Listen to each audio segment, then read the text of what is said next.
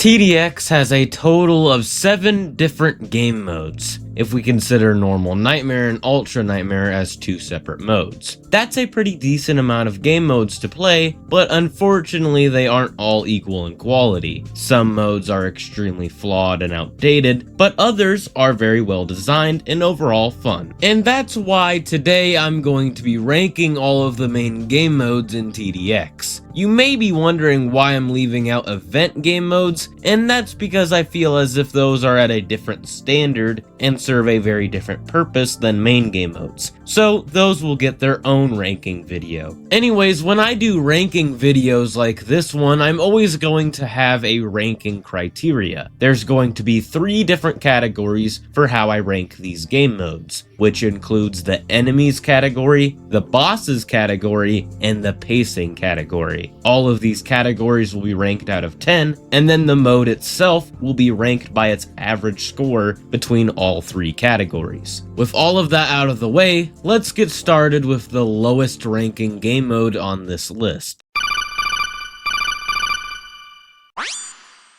Now, I know a lot of people hate Endless Mode, and personally I don't like it either, but I don't think it's the worst main game mode of them all. I think that applies to Easy Mode. I think Easy Mode is the worst main game mode, mainly because of how it fails at serving its incredibly important purpose, which is being a good mode for beginners that properly introduces them to the main mechanics of the game. Let's start with the enemies of this mode. Almost all of the enemies do basically nothing to stand out from one another. There's only a handful of enemies that are actually memorable and leave some sort of impact on your gameplay. A lot of the enemies also look very similar and blend in with each other design-wise. Can you honestly tell me which enemy this is? Yeah, that's a heavy armored zombie. Did you honestly remember that off the top of your head? None of these enemies introduced new players to major mechanics of the game like tower death or damage resistances. The only real thing this mode introduces is the mechanic of stealth enemies, but that's so common in Roblox tower defense games that it really shouldn't count as an accomplishment. So I'm going to rank the enemies category at 2 out of 10. There's only one boss in this mode, and that's the Plague Doctor, and since there's no tower death at all, this boss is a complete snooze fest. All of his attacks either stun or debuff your towers, and that's it. So I'm going to rank the bosses category at 2 out of 10. The pacing of Easy Mode isn't as bad as the pacing of Endless Mode or Ultra Nightmare Mode, but a lot of the waves really blend together because of how boring the enemies are. Even if there's only 24 waves in Easy Mode, I'm snoozing for 20 of them because of how dull they are. So I'm going to rank the pacing category at 4 out of 10, which means Easy Mode has a total of 2.67 out of 10 points. The Endless update was one of the most monumental updates in TDX's history, adding a bunch of features to the game that greatly improved it. So why has a majority of the community suddenly turned on Endless Mode and started calling it the worst mode in the game? Well, it's because Endless isn't actually endless, but rather just a regular game mode that's really long. The enemies of Endless Mode are far less boring than the enemies in Easy Mode, but that isn't a very high bar. Most of the regular enemies die so quickly in this mode that you don't even realize they exist because you get so much money. So I'm going to rank the enemies category at 3 out of 10. The bosses in Endless Mode are pretty good, and they are what is saving this mode from being the lowest rank on this list. There are some really good fights in this mode, like Eradicator Mark IV, Combat Eradicator Mark I, and Apex Predator. But all of these fights are pretty easy since you get so much money in this mode due to how many waves there are. So I'm going to rank the bosses category at 6 out of 10. Now, I have to rank the pacing of Endless Mode at 1 out of 10 because this mode's pacing is so incredibly bad it isn't even remotely funny. I get that it's supposed to be quote-unquote endless, but it still isn't fun when a mode is absurdly long with more filler waves than waves that actually have substance. So that means Endless Mode has a total of 3.3 out of 10 points.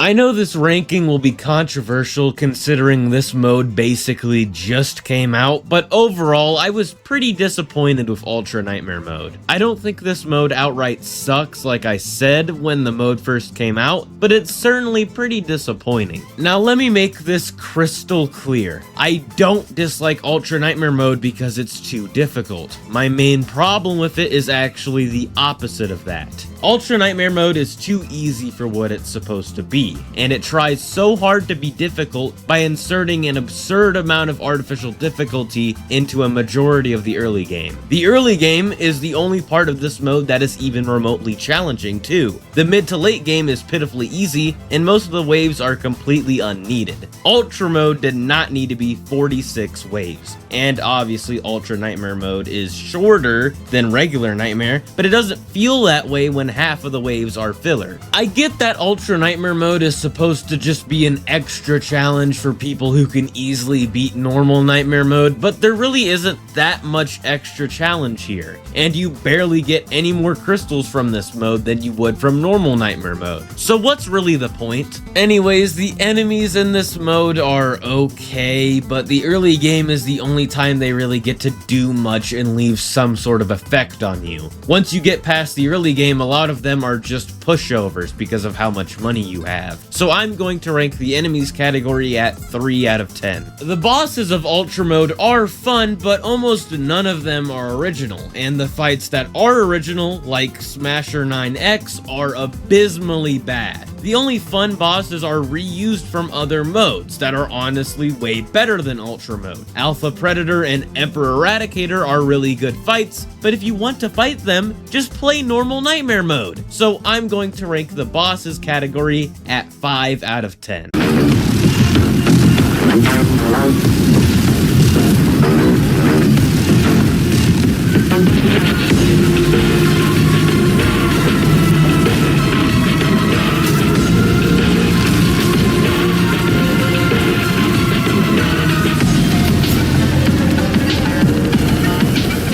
Like I said before, this mode is full of filler waves, and the early game is the only interesting part of this mode. By mid to late game, you have so much money that every enemy and boss just gets destroyed instantly. So I'm going to rank the pacing category at 3 out of 10, which means Ultra Nightmare mode has a total of 3.67 out of 10 points.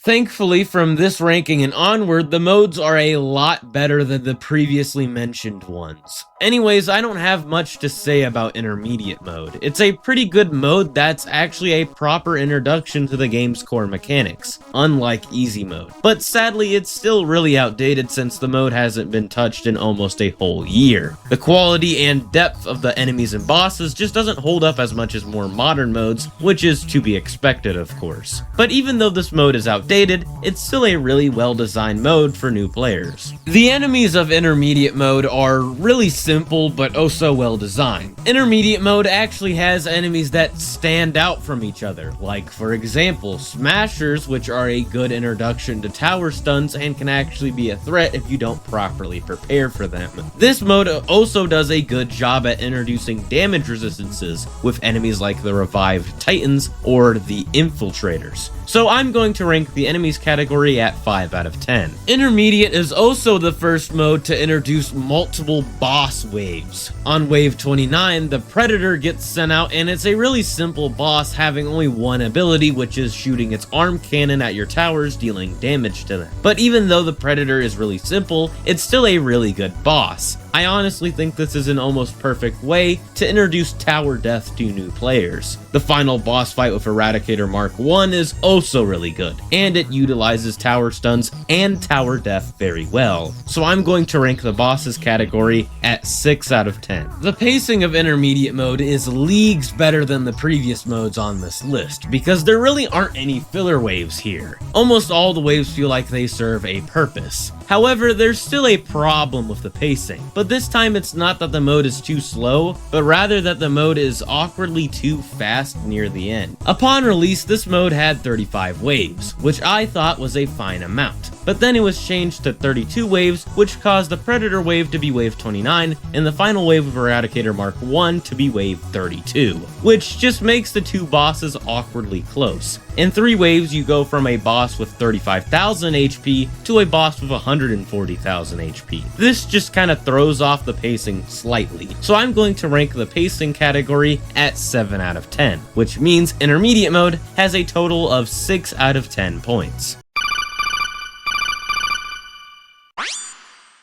This ranking marks another huge step up in quality because Elite Mode is really good. I really can't say much about Elite Mode though, because it's just a really good game mode that doesn't have any major flaws, except for the final boss, which I'll talk about. The enemies in Elite Mode are all pretty interesting and actually get the chance to leave an impact on your gameplay because you don't get an absurd amount of money in this mode, unlike in Endless and both of the Nightmare modes. Although there's only one flying enemy in this whole mode, and the only other threat that can fly in this mode is the Cyber Dragon, which is a boss I'll definitely be bringing up very soon. Anyways, I feel like there should be more regular enemies that can fly because it just feels like a missed opportunity to take advantage of a mechanic that adds another layer to the gameplay. You may think that it's fine that Plague Birds are the only regular enemy that can fly in this mode, but they show up on wave 28 and have very low HP for that late in the game, so they're barely even a threat.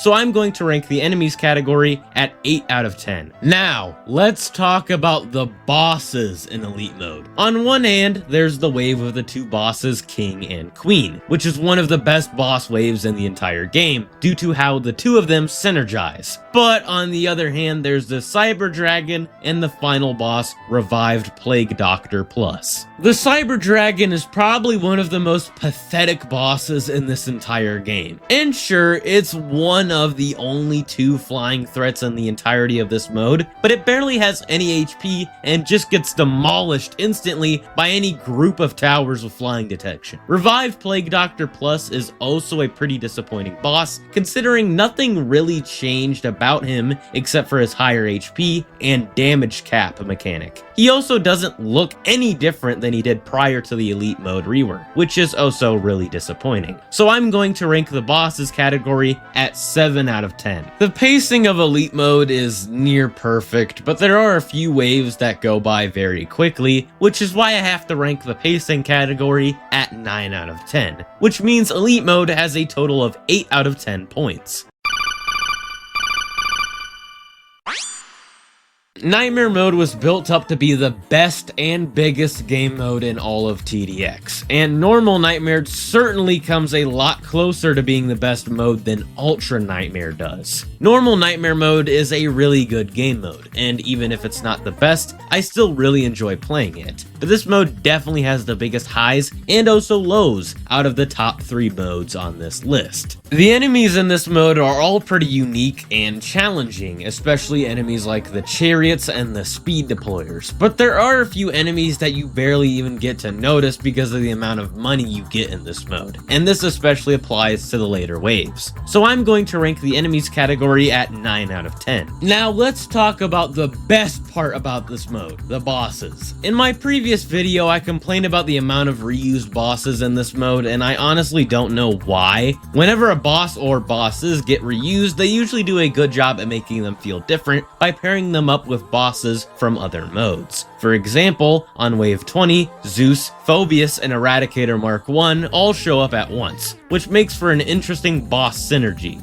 But the main reason why I love the bosses in this mode so much is because of the final boss, Emperor Eradicator. This fight is so unique and genuinely fun. The Emperor's time stop mechanic is super cool, and I also like how he's based around attacking the base gradually rather than trying to go directly into it. The Emperor Eradicator boss fight is so high quality that I have to rank the bosses category at 10 out of 10. Now that I'm done being positive, we need to talk about what is the absolute worst part of this mode, the pacing. The pacing of Normal Nightmare Mode is pretty bad compared to the other categories. This mode's pacing is undeniably much better than the pacing of Ultra Mode and Endless Mode, but that's not a very high bar. For whatever reason, they decided to make this mode 50 waves long, which is just way too much. There are quite a bit of filler waves in this mode mode too, and for some reason, Wave 37 exists, which is quite literally a wave that lasts for around 8 minutes. I get that it's supposed to teach you that you need to pay attention and not skip every wave, but isn't there a better way to do that? Normal Nightmare is already 50 waves long, and adding an 8-minute wave on top of that is totally unnecessary. So I'm going to rank the pacing category at 6 out of 10, which means normal Nightmare mode has a total of 8.3 out of 10 points.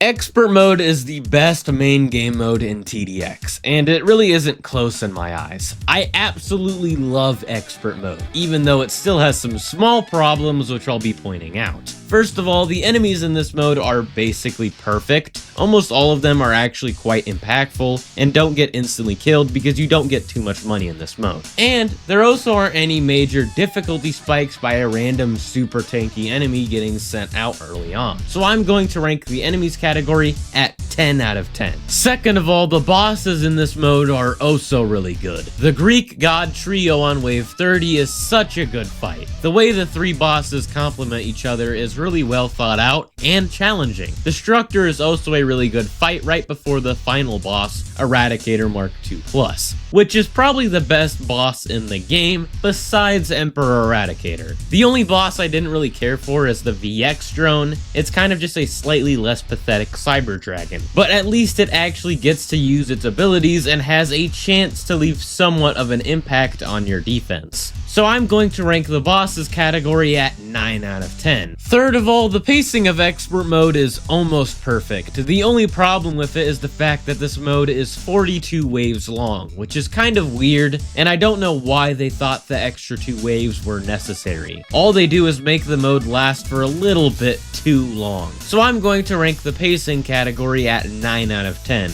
which means Expert mode has a total of 9.3 out of 10 points. To conclude, all of these modes can be fun in their own ways, except for easy mode. But some modes are just better than others. This is also just my list. I would love to see how you guys would rank these modes in the comment section. Anyways, thank you guys for watching, and goodbye.